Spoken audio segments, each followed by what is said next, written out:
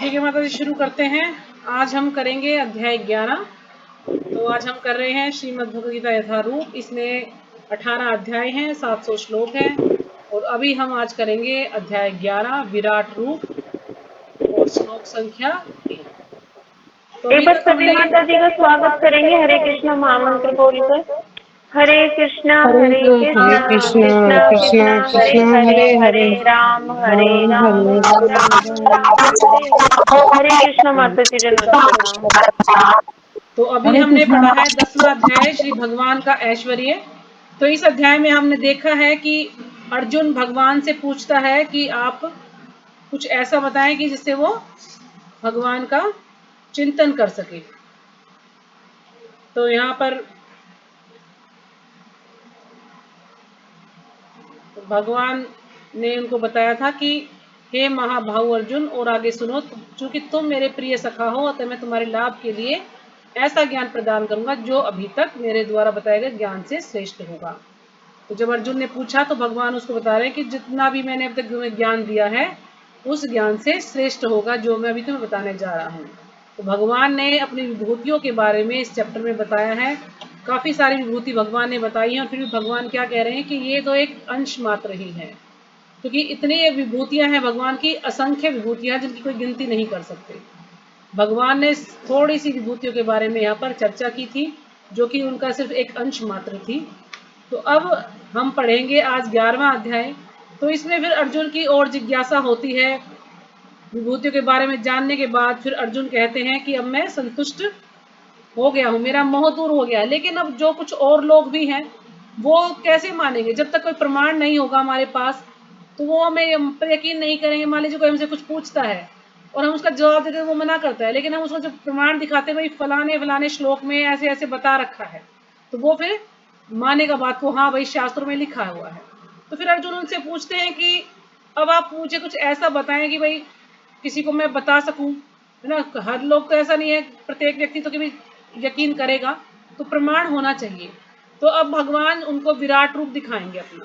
तो विराट रूप देखने से पता लगेगा कि भगवान ही पैदा करने वाले हैं, भगवान ही मारने वाले हैं, भगवान ही पालन पोषण, सब कुछ भगवान। जैसे आपने कृष्णा सीरियल आता था जो उसमें महाभारत में भगवान का विराट रूप देखा होगा, आप सबने याद हो तो भगवान ने किस तरह से विराट रूप अपना दिखाया था उसमें, कि एक तरफ से लोग जा रहे हैं और भगवान के अंदर ही समा जा रहे हैं, यानी भगवान ही पैदा कर रहे हैं और भगवान ही उनका संहार कर रहे हैं।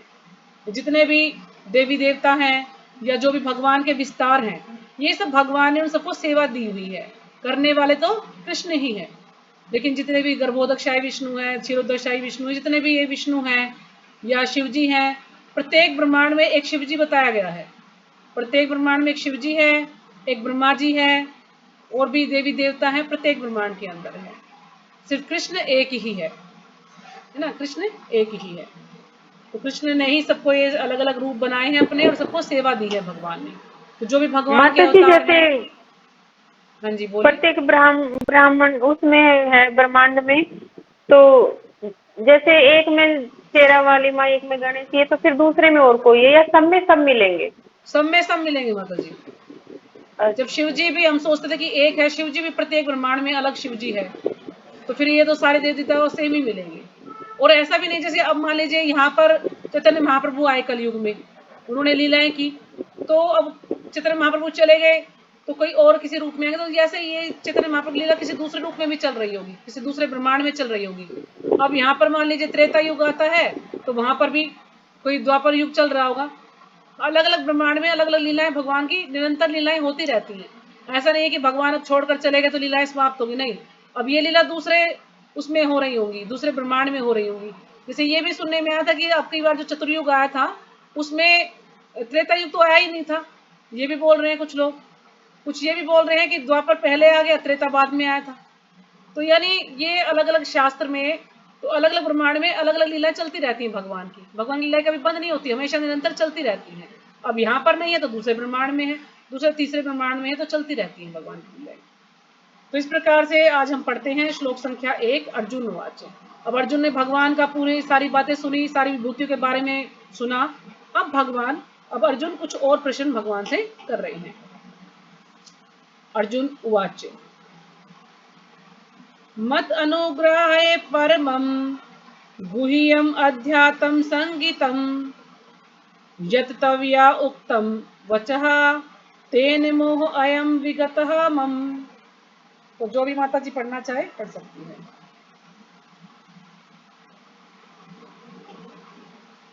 हरे कृष्णा माता जी, दंडवत जो ये प्रणाम। शब्द अर्थ है ना, शब्द अर्थ में से आप जो है इसको पढ़ना सीखो तो फिर आसान जी पड़ता माता है। जी, जी। श्रीमद् भगवत गीता यथारूप, इसमें कुल श्लोक हैं 700 और अध्याय है 18, और हम 11वें अध्याय पे हैं। 11वें अध्याय का नाम है विराट रूप और श्लोक संख्या 1। अर्जुन वाच मत अनुग्रहे परमं गुह्यम् अध्यात्मं संज्ञातं यत् तत्त्वयागुप्तं वद तेने मोह अयम विगत मम। हरे कृष्ण माता जी, दंडवत प्रणाम। हरे कृष्ण। हरे और कृष्णा कोई? माता जी, दंडवत हरे कृष्ण। प्रणाम सभी भक्तों को। श्रीमद् भगवत गीता यथारूप अध्याय 11, अध्याय का नाम है विराट रूप, और विराट रूप में श्लोक है 55 और भगवत गीता में है 700 श्लोक। और पहला श्लोक, अर्जुन वाच मत अनुग्रह परमं परमं गुह्यम् अध्यात्मं संजित्वं यत् अयोक्तं वचंस्तेन मोह मोह अयं विगतो मम। हरे कृष्णा माता जी, दंडवत हरे प्रणाम। कृष्णा। और कोई? ग्रंथ श्रीमद् भगवद गीता यथारूप अध्याय 11, अध्याय का नाम विराट रूप, श्लोक संख्या 1। अर्जुन उवाच मद अनुग्रहाय परमं गुह्यम् अध्यात्म संगीतं यत्तव्या उक्तं वच तेन मोहायं विगतो मम। हरे हरे हरे कृष्ण कृष्णा। माता जी, दंडवत प्रणाम सभी माताओं को, दंडवत प्रणाम। अर्जुन उवाच मद अनुग्रहं परं गुह्यम् अध्यात्म संगीतं यत् योक्तं वत्सते मोह अयं विगतो मम। हरे कृष्ण माता जी, दंडवत हरे प्रणाम। कृष्णा। और कोई? शुरू करें।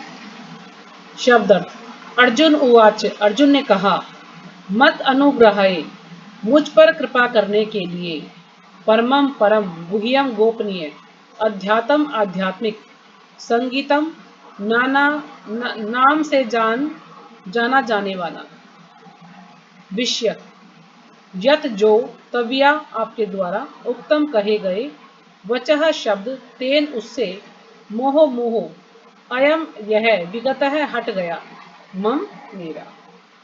तो अनुवाद, अर्जुन ने कहा, आपने जिन अत्यंत गुह्य आध्यात्मिक विषयों का मुझे उपदेश दिया है, उसे सुनकर अब मेरा मोह दूर हो गया है ना। अर्जुन बार बार भगवान से कुछ कुछ क्वेश्चन पूछते हैं, तो अर्जुन अब क्या कह रहे हैं कि मेरा मोह बिल्कुल दूर हो गया है, जो भी आपने मुझे अत्यंत गुह्य आध्यात्मिक विषयों का उपदेश दिया है उसके कारण।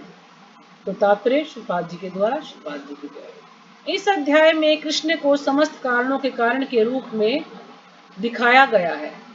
तो जो ये अध्याय हम पढ़ेंगे, इसमें भगवान को समस्त कारणों के कारण के रूप में बताया गया है। यहाँ तक कि वे उन महाविष्णु के भी कारण स्वरूप हैं, जिनसे भौतिक ब्रह्मांड का उद्भव होता है। अब जो महाविष्णु है, उनसे जो है भौतिक ब्रह्मांड उत्पन्न होते हैं, लेकिन उनका जो है उद्भव कौन है, उनका उनको कौन उत्पन्न करता है, तो कृष्ण। तो उनके भी कृष्ण ही उनके भी उत्पन्न करने वाले स्रोत हैं। यानी कहा ना कि उनके भी कारण स्वरूप, यानी कृष्ण के कारण ही महाविष्णु उत्पन्न हुए हैं। और महाविष्णु से फिर भौतिक ब्रह्मांड, जैसे कि महाविष्णु से फिर गर्भोदक वो महाविष्णु को पहले तो आते हैं कृष्ण, फिर कृष्ण से आते हैं बलराम, फिर बलराम से आते हैं संकर्षण, और संकर्षण से आते फिर महाविष्णु, फिर महाविष्णु से गौरबोधकशाही विष्णु, और फिर उनसे आते हैं शिरोदकशाही विष्णु, और फिर जितने भी और अवतार आते हैं वो सारे शिरोदकशाही विष्णु से ही आते हैं। तो इस प्रकार से करने वाले कारण कौन है, कृष्ण है। तो कृष्ण अवतार नहीं है, वे समस्त अवतारों के उद्गम है। अब कुछ लोग सोचते हैं कृष्ण भी अवतार है, नहीं, कृष्ण अवतार नहीं, कृष्ण अवतारी हैं, जिनसे कि जितने भी ये भगवान जो भी विस्तार करते हैं, जो भी अलग अलग हम देखते हैं, नरसिंह भगवान है, बलराम जी हैं, या वामन रूप है, वराह रूप है, तो ये सब भगवान से ही सबके अवतार हैं भगवान के अलग अलग। तो हम जब बैकुंठ लोक में जाएंगे तो वहां पर सबके अलग अलग बैकुंठ लोक हैं, इतने असंख्य बैकुंठ लोक हैं कि गिन ही नहीं सकते उनको। जितने भी भगवान अवतार लेते हैं सबका अलग बैकुंठ लोक है वहां पर, लेकिन गोलोक वृंदावन एक ही है, क्योंकि कृष्ण है वहां पर, कृष्ण का धाम है वो। तो इसकी पूर्ण व्याख्या पिछले अध्याय में की गई है। तो हमने जब पिछला अध्याय पढ़ा अभी 10वां, तो उसमें भगवान की विभूतियों के बारे में है ना, भगवान की कौन कौन सी विभूति हैं, हर चीज में भगवान ने बताया है कि मैं जल का स्वाद हूँ, मैं देवर्षियों में नारद हूँ, है ना, मैं जो है मुनियों में कपिल हूँ। तो इस प्रकार से भगवान ने अपनी बहुत सारी विभूतियों के बारे में बताया है। अब यहाँ जहां तक अर्जुन की बात है, उनका कहना है कि उसका मोह दूर हो गया है। अब अर्जुन क्या कह रहे हैं कि उनका मोह दूर हो गया है, यानी वो इतना भ्रमित रहते थे। अर्जुन बार बार इनको ये था कि मैं युद्ध नहीं करूंगा, या कुछ ना कुछ उनके दिमाग में चलता रहता था। तो वो अब जब उन्होंने भगवान का पूरा ये ज्ञान भगवान ने उनको दिया, इतना अत्यंत गुह्य ज्ञान दिया, तो वो उनका मोह दूर हो गया है। इसका अर्थ यह हुआ कि वे कृष्ण को अपना मित्र स्वरूप सामान्य मनुष्य नहीं मानता।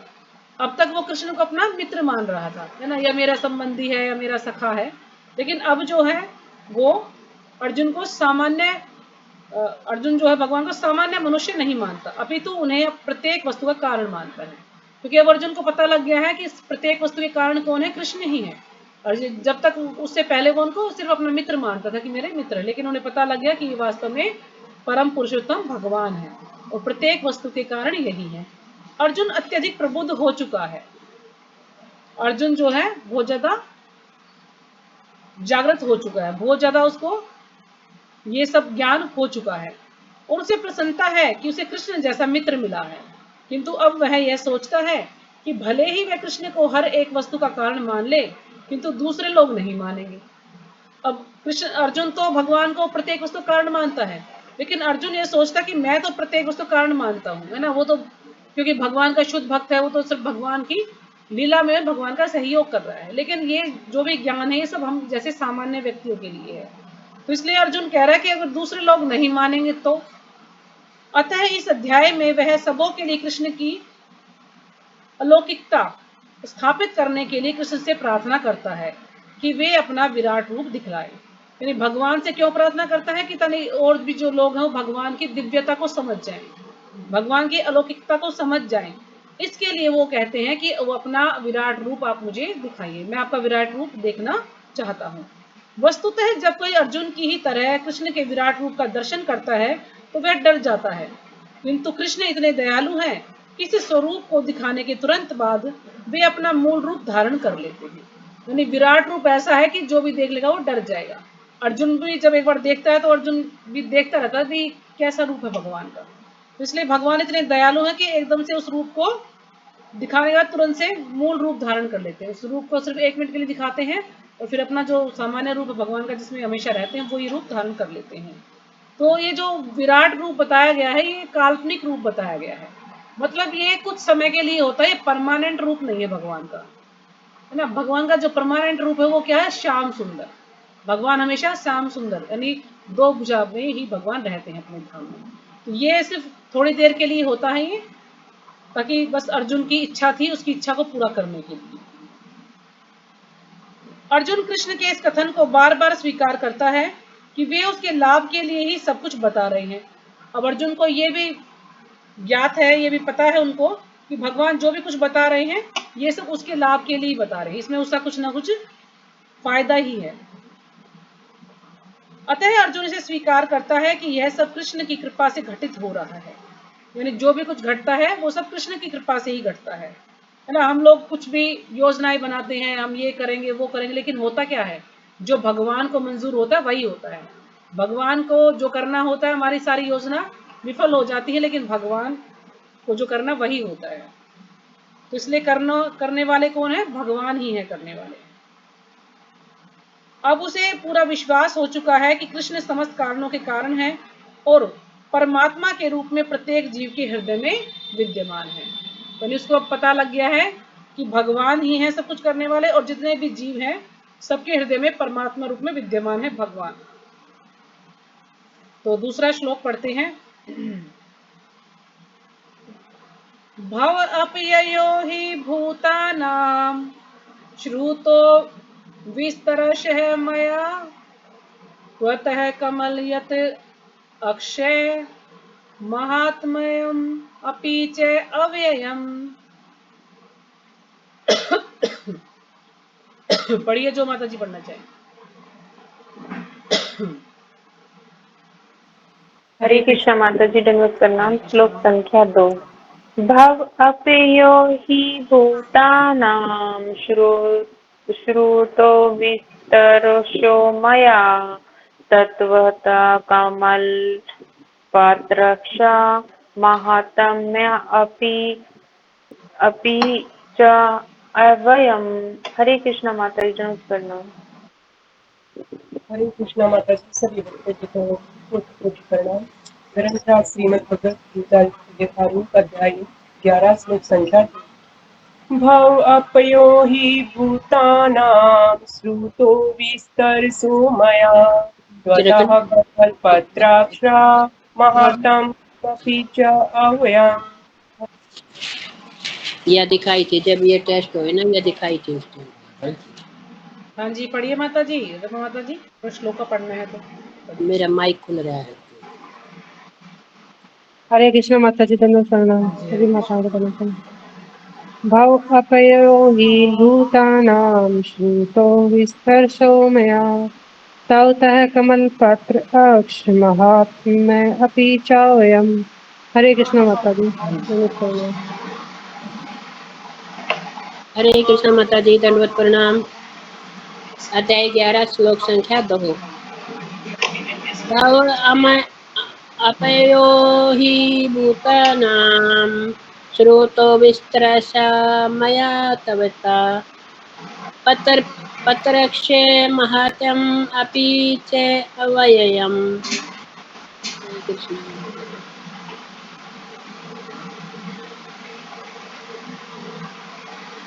हाँ जी हो गया सबका। शब्द अर्थ। भव उत्पत्ति, अपययो लय यानी प्रलय, ही निश्चय ही, भूतानाम समस्त जीवों का, यानी जो जीव हैं उनको भी भूत कहा गया है। श्रुतो सुना गया है, विस्तरश है विस्तार पूर्वक, मया मेरे द्वारा, त्वतत आपसे, कमल पत्र अक्ष है हे कमल नयन, महात्मयम महिमा, अपि भी चै तथा अव्ययम अक्षय अविनाशी। अनुवाद। हे कमल नयन, मैंने आपसे प्रत्येक जीव की उत्पत्ति तथा लय के विषय में विस्तार से सुना है और आपकी अक्षय महिमा का अनुभव किया है। तो यहाँ पर अर्जुन क्या कह रहे हैं भगवान को? कमल नयन। कमल नयन यानी प्रभुपाद जी बता रहे हैं कृष्ण के नेत्र कमल के फूल की पंखड़ियों जैसे दिखते हैं। तो कृष्ण के नेत्र कैसे हैं? कमल के फूल की पंखड़ियों जैसे दिखते हैं, इसलिए उनको कमल नयन कहा है। मैंने आपसे प्रत्येक जीव की उत्पत्ति, अब प्रत्येक जीव की उत्पत्ति, कैसे जीव उत्पन्न होता है तथा लय के विषय में, और कैसे फिर वो समाप्त हो जाता है, कैसे प्रलय होती है, ये सब उन्होंने भगवान से विस्तार से सुना है। और आपकी अक्षय महिमा का अनुभव किया। अक्षय यानी जिसका कभी क्षय नहीं होता, जिसका कभी विनाश नहीं होता।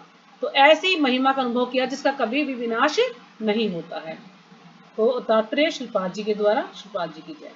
अर्जुन यहाँ पर प्रसन्नता के मारे कृष्ण को कमल नयन यानी कृष्ण के नेत्र कमल के फूल की पंखड़ियों जैसे दिखते हैं कहकर संबोधित करता है।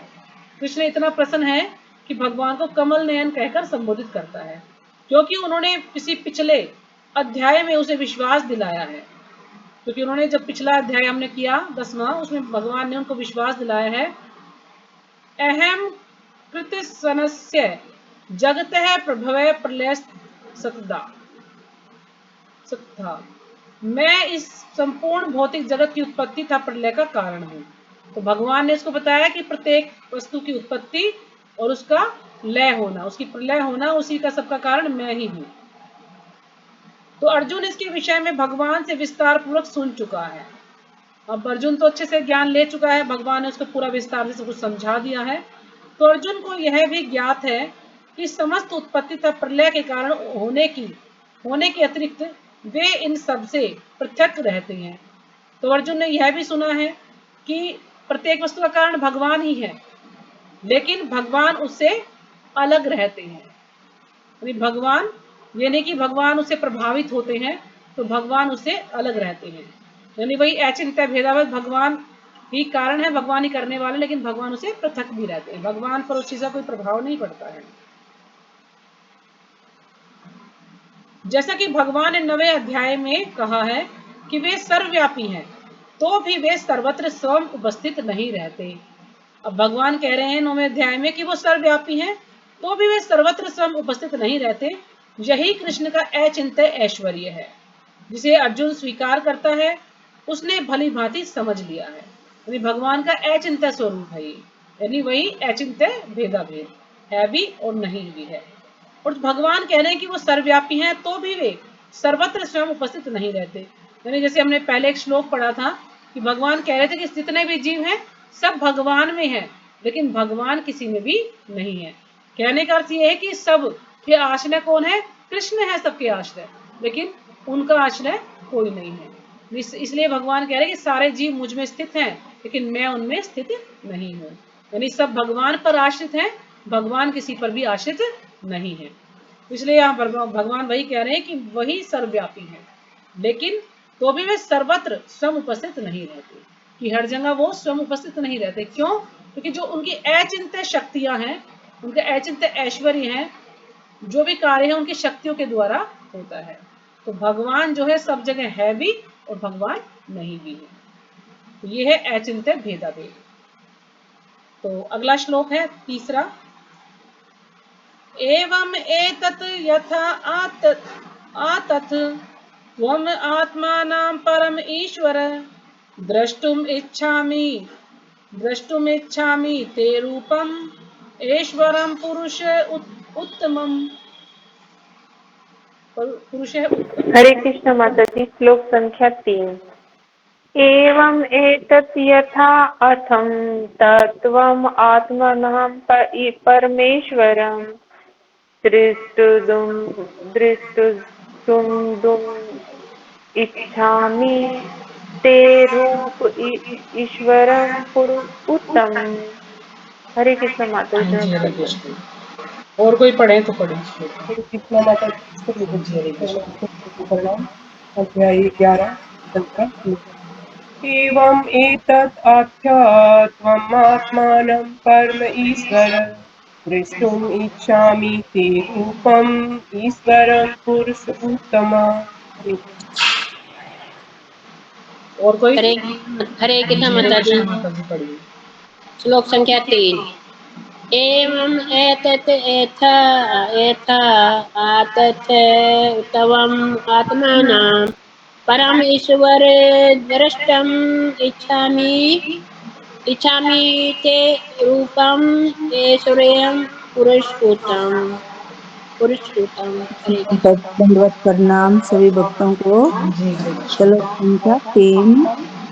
एवं एतत् यथा यथा आथितः तव आत्मानं परमेश्वरं दृष्ट इच्छामि ते रूपम ईश्वरं पुरुषोत्तमम्। हरे कृष्ण माता जी। दंडवत प्रणाम सभी को। हरे कृष्ण माता जी। दंडवत प्रणाम सभी माताओं को। दंडवत प्रणाम। एवं एतत् यथा आत्मैकवम् आत्मनां परमेश्वर द्रष्टुम् इच्छामि ते रूपेश्वरं पुरुषोत्तम। हरे कृष्ण माता जी। दंडवत हाँ प्रणाम। जी, हरे कृष्ण। और कोई? शब्द अर्थ। एवं इस प्रकार, एतत् यह, यथा जिस प्रकार, आतत कहा है, त्वम आपने, आत्मानम अपने आप को, परमेश्वर हे परमेश्वर, द्रष्टुम देखने के लिए, इच्छामि इच्छा करता हूँ, ते आपका, रूपम रूप, ऐश्वरम दैवी, पुरुष उत्तम हे पुरुषों में उत्तम। शब्दार्थ नहीं, शब्दार्थ हो गए अनुवाद। हे पुरुषोत्तम, हे परमेश्वरम, यद्यपि आपको मैं अपने समक्ष आपके द्वारा वर्णित आपके वास्तविक रूप में देख रहा हूं। तो भगवान संबोधित कर रहे हैं, नहीं, अर्जुन संबोधित कर रहे हैं भगवान को कि हे पुरुषोत्तम, यानी पुरुषों में उत्तम, हे परमेश्वर, यानी सभी के ईश्वर कौन है? कृष्ण है। यद्यपि आपको मैं अपने समक्ष आपके द्वारा वर्णित आपके वास्तविक रूप में देख रहा हूँ, यानी जो आपने अपना वास्तविक रूप के बारे में जो वर्णन किया उसके रूप में मैं आपको देख रहा हूँ, किंतु मैं ये देखने का इच्छुक हूँ कि आप इस दृश्य जगत में किस प्रकार प्रविष्ट हुए हैं। तो फिर अर्जुन क्या कहता है कि मेरी ये इच्छा है कि आप इस दृश्य जगत में किस प्रकार प्रविष्ट हुए हैं, ये आप मुझे बताएं, और मैं आपके उसी रूप का दर्शन करना चाहता हूँ कि जिस रूप में आप दृश्य जगत में आते हैं, दृश्य जगत यानी जो हमें दिख रहा है, ये जो ब्रह्मांड हमें दिख रहा है, इसमें जब आप आते हैं तो आपका वो कौन सा रूप है, मैं उसकी का दर्शन करना चाहता हूँ। तो तात्पर्य श्रीपाद जी के द्वारा, श्रीपाद जी की जय। भगवान ने यह कहा कि उन्होंने अपने साक्षात स्वरूप में ब्रह्मांड के भीतर प्रवेश किया है ना। भगवान बता रहे हैं कि उन्होंने अपने साक्षात स्वरूप में ब्रह्मांड के भीतर प्रवेश किया है, फलतः यह दृश्य जगत संभव हो सका है और चल रहा है। यानी भगवान के कारण ही दृश्य जगत उत्पन्न हुआ है और उन्हीं के कारण ये चल रहा है। तो जहां तक अर्जुन का संबंध है वह कृष्ण के कथनों से प्रोत्साहित है, किंतु भविष्य में उन लोगों को विश्वास दिलाने के लिए जो कृष्ण को सामान्य पुरुष सोच सकते हैं, अर्जुन चाहता है कि वह भगवान को उनके विराट रूप में देखे। अब अर्जुन को तो पता है भगवान के बारे में, अर्जुन भगवान का वही कहने भक्त है, शुद्ध भक्त है, तो उसको पूरा ज्ञान है, लेकिन वो उन लोगों को, यानी भविष्य में कुछ लोग ऐसे भी होंगे जिनको वो विश्वास नहीं दिला पाए, कुछ लोग मानते नहीं, जैसे आजकल भी हम देखते हैं कुछ लोग वो कितना भी बार बार कह लें लेकिन वो बात को मानते नहीं है। तो यानी कुछ लोग ऐसे होंगे जो विश्वास नहीं करेंगे, तो उन लोगों को कैसे समझाया जाए, इसलिए वो भगवान का विराट रूप देखना चाहता है। तो जैसे कि अब इसमें आपने बर्बरीक के बारे में सुना होगा, बर्बरीक के बारे में सुना ना महाभारत में। बर्बरीक कौन था? भीम का पोता। दोनों का भीम का बेटा पुत्र था घटोत्कच, है। और घटोत्कच का पुत्र था बर्बरीक। तो इस प्रकार जो बर्बरीक था वो इतना शक्तिशाली था कि कोई भी उसको हरा नहीं सकता था, इतना शक्तिशाली था बर्बरीक। तो बर्बरीक जब आता है युद्ध करने के लिए, तो बर्बरीक दोनों जो भी सेना उसको हारती दिखाई देती ना, वो उसी के अंदर चला जाता युद्ध करने के लिए। अब मान ली पहले पांडव हारते दिखे तो उनकी साइड चला गया, फिर कौरव हारते दिखे तो उनकी साइड चला गया। इस तरह से वो बार बार इधर उधर जा रहा था। तो ऐसे तो युद्ध का कोई परिणाम निकलेगा ही नहीं, फैसला होगा ही नहीं। तो भगवान ने क्या किया कि भगवान ने उसका जो है उससे कहा कि भाई मुझे तुम्हारा सर चाहिए। तो इस प्रकार से उसका सर बिल्कुल अलग करवा दिया और उसको एक जगह पर स्थापित कर दिया, उसका जो सर था, कि भाई तुम्हें युद्ध तो पूरा देख सकते हो। क्योंकि अगर भगवान ऐसा ना करते तो फिर वो बार बार युद्ध का कोई फैसला नहीं होता, तो इसलिए उसको एक जगह पर स्थित कर दिया। तो जब युद्ध समाप्त हो गया तो उससे पूछा, पता नहीं भगवान ने पूछा किसने पूछा कि तुमने क्या देखा, सबने उससे पूछा।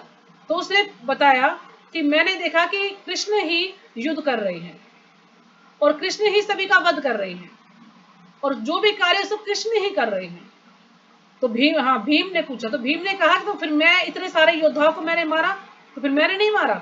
कह लेगा नहीं, कृष्ण ने ही मारा है सबको, क्योंकि युद्ध कृष्ण ही कर रहे हैं, कृष्ण ही सबको जो है मारा है, कृष्ण ने ही ये कार्य किया, कृष्ण ने वो कार्य। क्यों? क्योंकि उसको दिव्य दृष्टि थी उसके पास, वो बहुत ही शक्तिशाली योद्धा था और भगवान का भक्त भी था, तो वो सब कुछ देख पा रहा था।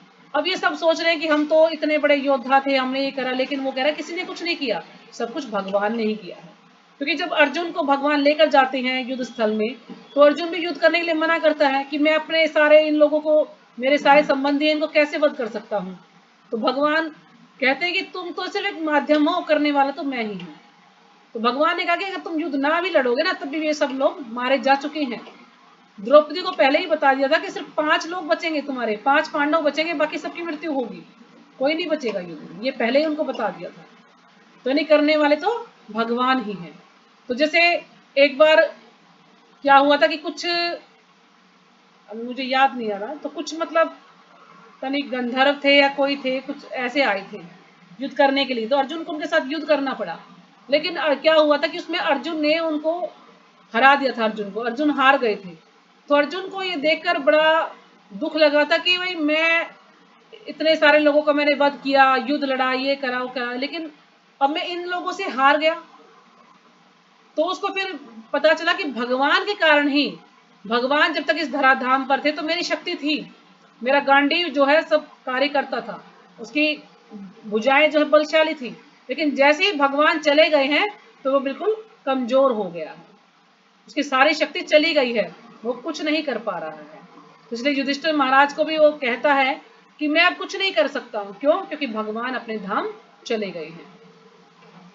तो कहने का अर्थ यही है कि भगवान ही सब कुछ करने वाले हैं। कुछ लोग सोचे मैं बड़ा सुंदर हूं, है ना, उसको गर्व होता कि मैं बहुत सुंदर हूं, या मैं बहुत बुद्धिमान हूं, या मैं बहुत अच्छा ये कार्य करता हूं, मैंने इतनी बड़ी बड़ी मशीनें बना दी है, इनकी खोज की है, मैंने ये किया वो किया। लेकिन ये करने वाला कौन है? भगवान। भगवान ने हमको इतनी बुद्धि दी है कि हम ये कार्य कर पा रहे हैं। अगर भगवान अपनी कृपा दृष्टि हम पर से हटा ले तो हम कुछ नहीं कर पाएंगे। चाहे हम कितने ही सुंदर हों, कितने ही बलशाली हों, कितने ही बुद्धिमान हों, जब तक भगवान की कृपा है तो हम कुछ बोल पा रहे हैं, नहीं तो हम कुछ भी नहीं बोल पाएंगे। तो अर्जुन को तो ये चीजों का ज्ञान था, लेकिन सामान्य जनता के लिए, सामान्य लोगों के लिए वो सब भगवान से पूछ रहे थे कि लोग विश्वास कैसे करेंगे, कुछ तो प्रमाण होना चाहिए हमारे पास। तो इसलिए भगवान अर्जुन को कह रहे हैं कि अपना विराट रूप दिखाएं, जिससे वे ब्रह्मांड के भीतर से काम करते हैं, जबकि वे इससे पृथक हैं। यानी ब्रह्मांड के भीतर सारा कार्य भगवान के द्वारा ही होता है, लेकिन फिर भी वो उससे पृथक हैं, उससे अलग रहते हैं। तो अर्जुन द्वारा भगवान के लिए पुरुषोत्तम संबोधन भी महत्वपूर्ण है। तो अर्जुन ने भगवान को पुरुषोत्तम कहकर संबोधित किया, ये बहुत महत्वपूर्ण है। क्योंकि वे भगवान है, इसलिए वे स्वयं अर्जुन के भी भीतर उपस्थित है। क्यों? क्योंकि वो भगवान है तो अर्जुन के भीतर भी उपस्थित है भगवान, परमात्मा रूप में भगवान सबके अंदर विराजमान है। अतः वे अर्जुन की इच्छा को जानते हैं। जब भगवान हमारे हृदय में है तो भगवान हमारी इच्छा को जानते हैं कि ये जीव अब क्या इच्छा है इसकी, ये क्या करना चाहता है।